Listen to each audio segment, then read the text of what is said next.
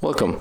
If you want to record sounds in your Samsung Galaxy Z Flip, for the first you have to enter Play Store, click on the search, and right here you have to type recorder, click on it, and you can download one of these applications.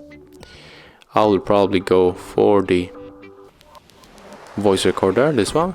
Click on the install. Now just wait a little bit. Click on the open, tap on the allow few times, and when you click on this marker, it starts recording our voices. Thank you guys for watching.